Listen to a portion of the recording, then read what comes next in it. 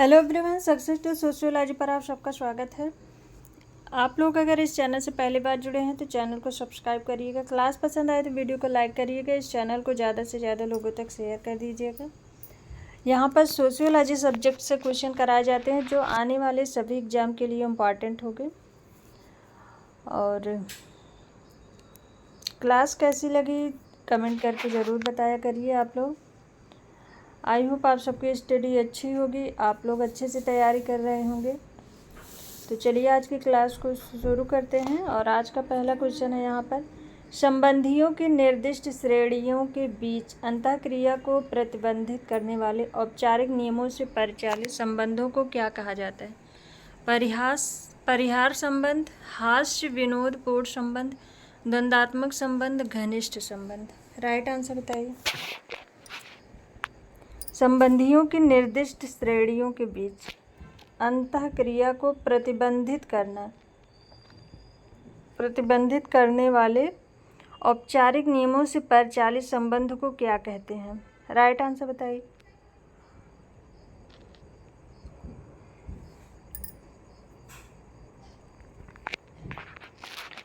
परिहार कहते हैं। परिहार संबंध ऑप्शन फर्स्ट राइट आंसर है। परिहार संबंध या अवॉइडेंस रिलेशन।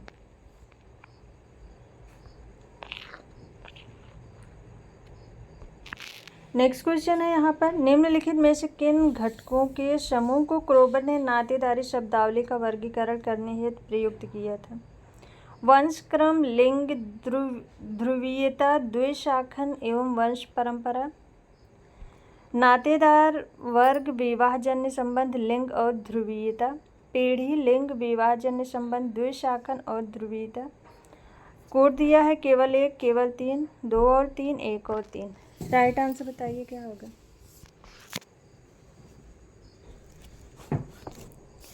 क्रोबर ने नातेदारी शब्दावली में क्या प्रयोग किया है? किन शब्दों का प्रयोग किया है? तो राइट आंसर बताइए। क्रोबर ने नातेदारी शब्दावली के 6 वर्गीकरण प्रस्तुत किए थे। इसमें राइट आंसर है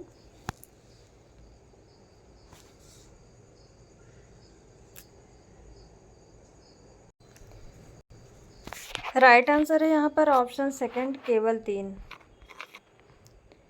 पीढ़ी, लिंग, विवाहजन्य संबंध, द्विशाखन और ध्रुवीयता। ऑप्शन सेकंड यहाँ पर राइट आंसर होगा। नेक्स्ट क्वेश्चन है, अपने पिता की बहन के प्रति मामावत भूमिका के समान विशेष भूमिका को क्या कहा जाता है? पितृ स्वशाधिकार जन्य भूमिका, ब्याज प्रसूति जन्य भूमिका, मातुलाधिकार जन्य भूमिका, अनुसंतति संबोधन जन्य भूमिका। राइट आंसर बताइए। अपने पिता की बहन के प्रति मामावत भूमिका को राइट आंसर क्या होगा? तो राइट आंसर होगा यहाँ पर पितृ स्वशाधिकार जन्य भूमिका। ऑप्शन फर्स्ट राइट आंसर है। नेक्स्ट क्वेश्चन है यहाँ पर, निम्नलिखित कथनों पर विचार करना है। 3 कथन दिए गए हैं। विस्तारित परिवार में विपरीत लिंग के 2 जीवन साथियों में उनकी संतानें रहती हैं। दाम्पत्यिक परिवार में विपरीत लिंग के 2 जीवन साथियों में उनकी संतानें रहती हैं। समरक्त परिवार में विपरीत लिंग के 2 जीवन साथी और उनकी संतानें रहती हैं। कोड दिया है केवल एक, केवल 2, केवल 3, कोई नहीं। राइट आंसर बताइए कौन सा इसमें सही होगा। 3 कथन दिए गए हैं तो कौन इसमें सही है? राइट आंसर बताइए।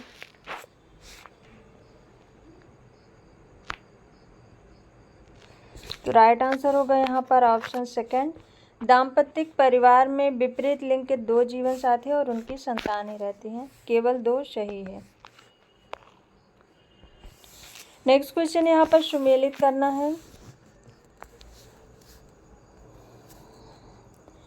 उपभोग विन्यास पर आधारित समूह में पुरुषों का सामाजिक पद। यहाँ पर जो परिभाषा दी गई है और विचारक के नाम दिए गए हैं। उपभोग विन्यास पर आधारित समूह में पुरुषों का सामाजिक पद डेविस और मोल। पूंजीवादी समाज में पूंजीपतियों और कामगारों के अतिरिक्त अन्य वर्ग एवं स्तर भी होते हैं। Max weber. उपलब्ध उत्प्रेरणा के माध्यम से परिस्थिति पाना, कार्ल मार्क्स। शोषण के माध्यम से अतिरिक्त मूल्य का विनियोजन, वेशोलास्की। कोड दिया गया है 2-4-1-3, 3-1-4-2, 2-1-4-3, 3-4-1-2। राइट आंसर बताइए।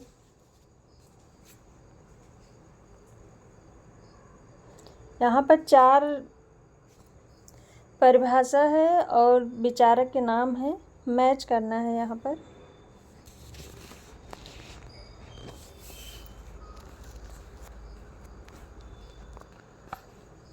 तो राइट आंसर होगा यहाँ पर उपभोग विन्यास पर आधारित समूह में पुरुषों का सामाजिक पद।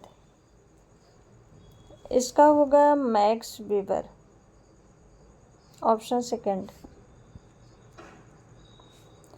पूंजीवादी समाज में पूंजीपतियों एवं कामगारों के अतिरिक्त अन्य वर्ग एवं स्तर भी होते हैं। ये होगा वेशोलास्की, ऑप्शन 4। उपलब्ध उत्प्रेरणा के माध्यम से परिस्थिति पाना। इसका होगा डेविस और मूर, ऑप्शन फर्स्ट। और शोषण के माध्यम से अतिरिक्त मूल्य का विनियोजन। इसका होगा कार्ल मार्क्स, ऑप्शन थर्ड। तो राइट आंसर होगा 2-4-1-3, 2-4-1-3, ऑप्शन फर्स्ट राइट आंसर है।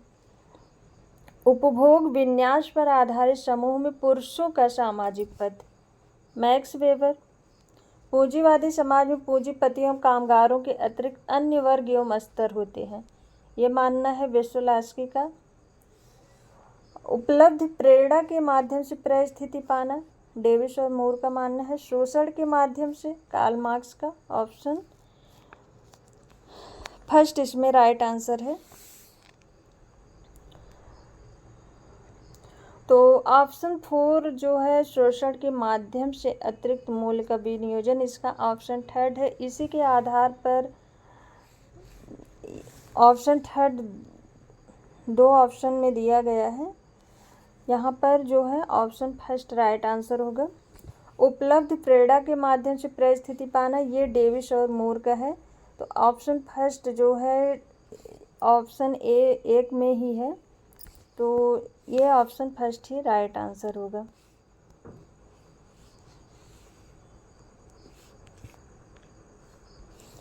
नेक्स्ट क्वेश्चन है मरुमकत्थकम प्रथा में निम्नलिखित में से किसके माध्यम से विरासत मिलती है? पिता के, माता के, चाचा के, मामा के। राइट आंसर बताइए। मरुमकत्थयम प्रथा में, ऑप्शन सेकंड राइट आंसर है, माता के माध्यम से। नेक्स्ट क्वेश्चन है निम्नलिखित में से कौन सा युग्म सही रूप से सुमेलित नहीं है? पितृस्थानिकता, पितृवंश परंपरा। मातुल स्थानिकता, मातुल वंश परंपरा। मातृस्थानिकता, स्वश्रिक बहुपत्नी विवाह। द्विस्थानिकता, द्वैध वंशानुक्रम। कौन इसमें सुमेलित नहीं है? गलत बताना है। तो मातृस्थानिकता, स्वश्रिक बहुपत्नी विवाह, ये नहीं है, ऑप्शन थर्ड राइट आंसर है।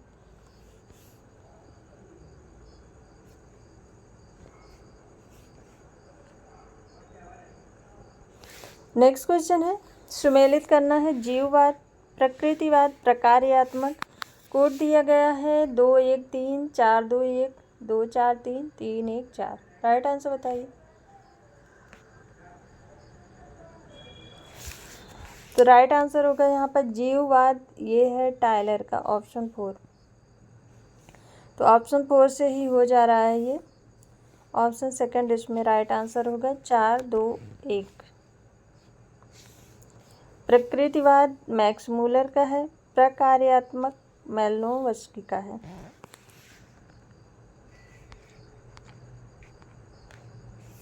नेक्स्ट क्वेश्चन निम्नलिखित कथनों पर विचार करना है। मातृस्थानिक आवास के अंतर्गत पत्नी को पति के पिता के घर में रहना पड़ता है, माँ को दामाद के घर रहना पड़ता है, पति को पत्नी की माँ के घर रहना पड़ता है, पिता को पुत्र वधू के घर में रहना पड़ता है। कोड दिया है यहाँ पर 1 3 2 3 2 3। राइट आंसर बताइए।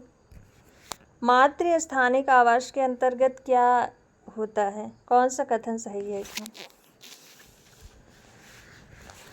तो राइट आंसर होगा इसमें ऑप्शन थर्ड, केवल 3। पति को पत्नी की माँ के घर में रहना पड़ता है। नेक्स्ट क्वेश्चन है, सुमेलित करना है। मातृ पितृ संबंधी, आधुनिक परिवार, समाजीकरण, मातुल अधिकार। कोड दिया गया है 2 4 1 3 3 1 4 2 2 4 2 1 4 3 3 4 1 2। राइट आंसर बताइए क्या होगा? सुमेलित करना है।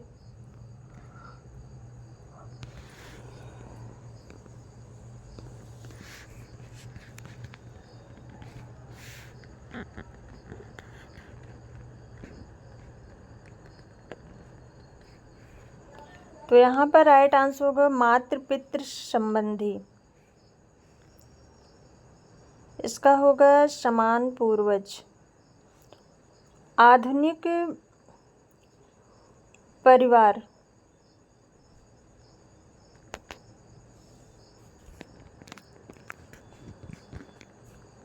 वर्गात्मक बंधुत्व। समाजीकरण, समाजीकरण ये पारिवारिक प्रकार ही है। मातुल अधिकार, मामा। तो यहाँ पर राइट आंसर होगा, यहाँ थोड़ा मिस्टेक हो गया है।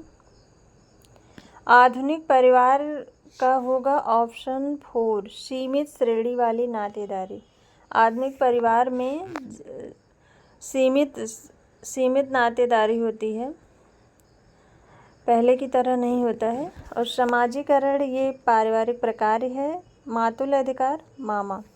तो राइट आंसर होगा यहाँ पर 3 4 1 2, ऑप्शन 4 राइट आंसर है। नेक्स्ट क्वेश्चन है, यहाँ पर निम्नलिखित कथनों पर विचार कीजिए।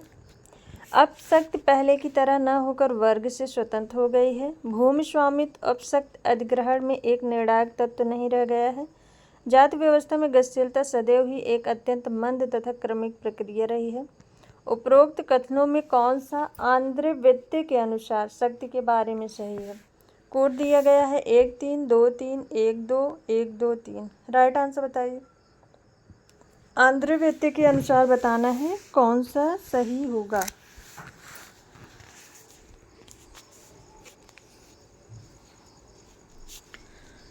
तो अपशक्ति पहले की तरह न होकर वर्ग से स्वतंत्र हो गई, ये भी सही है। भूमि स्वामित्व अपशक्ति अधिग्रहण में एक निर्णायक तत्व तो नहीं रह गया है, ये भी सही है।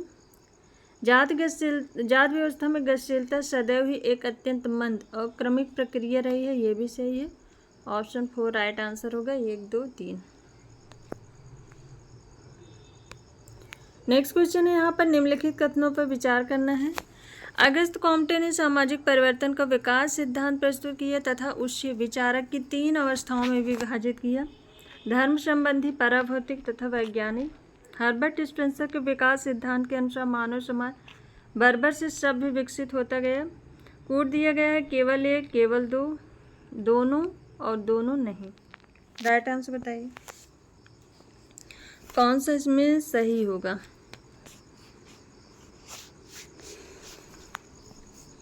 तो अगस्त कॉम्टे ने सामाजिक परिवर्तन के विकास को प्रस्तुत किया था 3 अवस्थाओं में: धर्म संबंधी, पराभौतिक और वैज्ञानिक। ऑप्शन फर्स्ट इसमें राइट आंसर होगा, केवल 1 सही है। नेक्स्ट क्वेश्चन है, निम्नलिखित में से किसने हिंदुओं में प्रदूषण की प्रक्रिया की व्याख्या करने हेतु एकीकोटात्मक तत्व अवधारणा का प्रयोग किया? पॉलिन कोलंडा, मैकिम मैरियट एवं R.B. Inden, M.N. Srinivas, T.N. Madan. Right answer बताइए।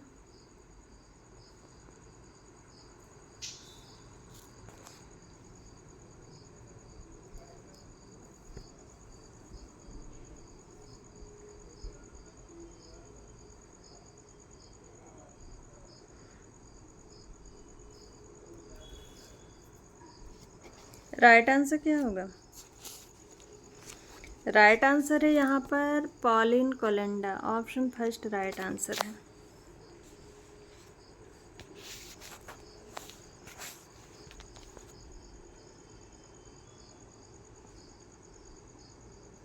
ऐकिक कूटात्मक तत्व अवधारणा, ऑप्शन फर्स्ट राइट आंसर है। नेक्स्ट क्वेश्चन है, निम्नलिखित में से कौन सा जाति का मानक नहीं है? वंशानुगत व्यवसाय, अंतर्विवाह, बहिर्विवाह, पदक्रम। राइट आंसर बताइए। कौन सा जाति का मानक नहीं है? बहिर्विवाह, ऑप्शन थर्ड राइट आंसर है। सुमेलित करना है यहाँ पर। शुचिता और प्रदूषण में विरोध, प्रधान जाति, जनजाति, जाति कृषक, निरंतरता, जाति का गुणात्मक और अंतःक्रियात्मक विश्लेषण। कोड दिया है यहाँ पर 1 4 2 3 2 3 1 4 1 3 2 4 2 4 1 3। राइट आंसर बताइए।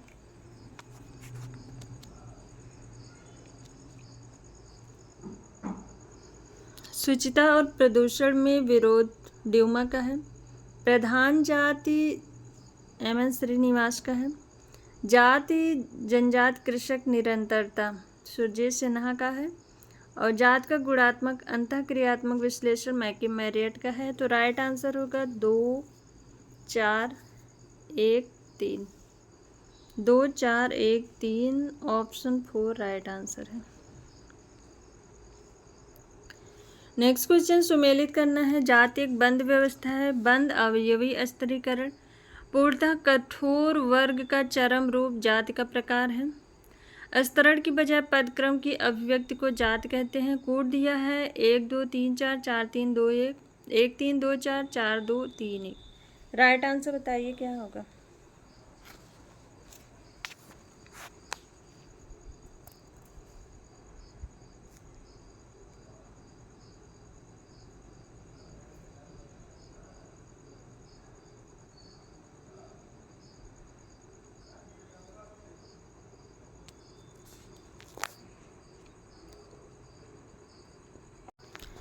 राइट आंसर होगा यहाँ पर जात एक बंद व्यवस्था है, मैक्स वेबर का है।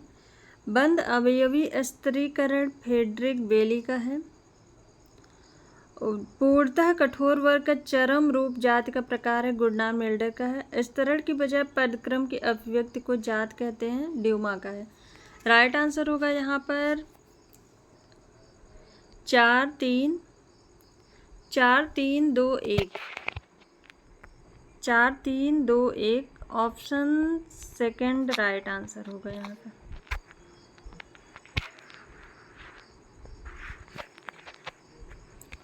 नेक्स्ट क्वेश्चन है यहाँ पर कार्ल मार्क्स के अनुसार पूंजीपति वर्ग के लाभ कहाँ से आते हैं? संपत्ति पर पूर्ण नियंत्रण के द्वारा, कामगारों द्वारा सृजित अतिरिक्त मूल्य द्वारा, उत्पादन में पूंजी के अधिक निवेश द्वारा, उत्पादन के बढ़े साधनों द्वारा। राइट आंसर बताइए।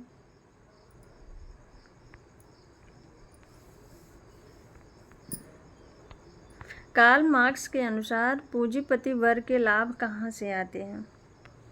तो राइट आंसर होगा ऑप्शन सेकंड, कामगारों द्वारा सृजित अतिरिक्त मूल्य द्वारा। नेक्स्ट क्वेश्चन है, निम्नलिखित में से किसने सामाजिक स्तर को सामाजिक प्रतिष्ठा और भौतिक प्रतिफलों के असमान विभाजन की तरह देखा है? मैक्स वेबर, डेविस और Moore, Karl Marx, Melvin Tumin. Right answer बताइए। सामाजिक स्तरीकरण को किसने सामाजिक प्रतिष्ठा और भौतिक प्रतिफलों के असमान विभाजन की तरह देखा है? राइट आंसर होगा option 4, Melvin Tumin. Next question, निम्नलिखित कथनों पर विचार करना है। जनजातीय आर्थिकी में प्रायः बाजार व्यवस्था तो नहीं होती, परंतु उसमें बाजार स्थल होता है। अन्योन्यता एवं पुनर्वितरण से जनजातीय आर्थिकी में एकात्मक विन्यास आता है। जनजातीय उत्पादन संवेदात्मक तथा ऐच्छिक होता है। सामाजिक व आर्थिक संस्थाओं का सम्मिश्रण आदिम जीवन का विशेष लक्षण है। कोड दिया गया है 1 4 2 4 1 2 4 1 2 3। राइट आंसर बताइए क्या होगा।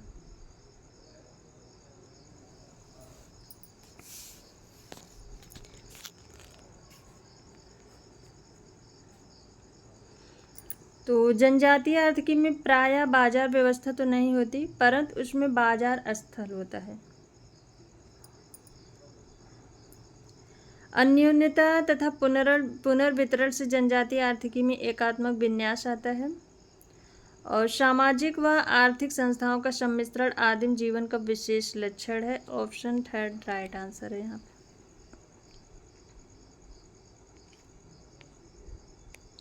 नेक्स्ट क्वेश्चन है, निम्नलिखित में से किस जनजाति ने ताना भगत आंदोलन चलाया था? संथाल, खासी, उरांव, कुकी। किस जनजाति ने ताना भगत आंदोलन चलाया था? ऑप्शन थर्ड राइट आंसर है। मुंडा एवं उरांव जनजाति द्वारा ताना भगत आंदोलन चलाया गया था, जिसका नेतृत्व जतरा भगत एवं बलराम भगत ने किया था।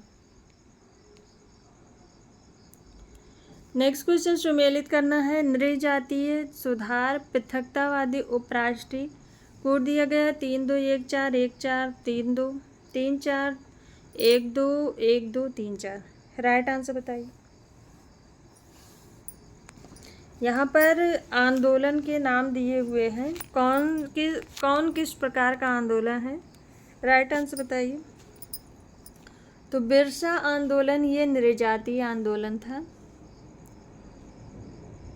बिरसा मुंडा आंदोलन नृजातीय आंदोलन था और उपराष्ट्रीय आंदोलन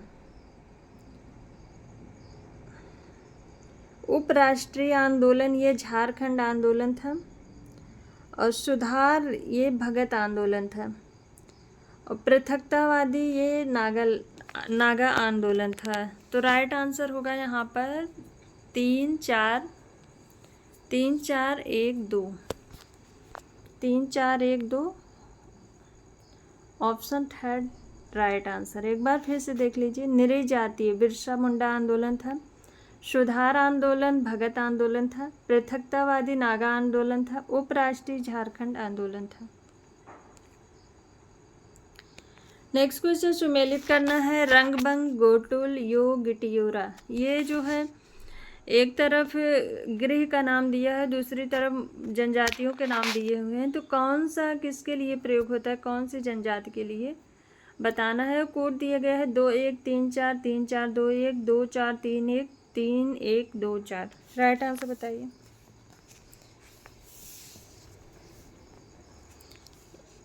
ये एक तरफ जो है शयन गृह के नाम दिए गए हैं और दूसरी तरफ जनजातियां हैं। तो कौन सी जनजाति का कौन सा शयन गृह है? तो राइट आंसर होगा यहाँ पर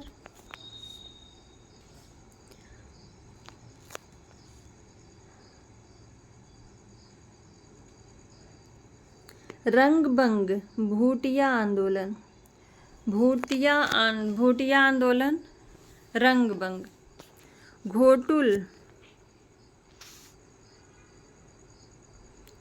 घोटुल ये है मुरिया जनजाति का।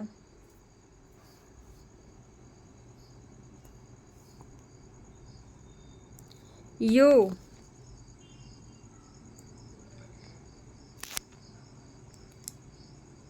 ये है आओ नागा का और गिटियोरा मिंडा जनजाति का है। तो मुंडा के साथ साथ हो जनजाति, मुंडा और हो जनजाति इनका जो है इनका शयन गृह गिटियोरा है। भोटिया का रंगबंग है और मुरिया जनजाति का घोटुल है।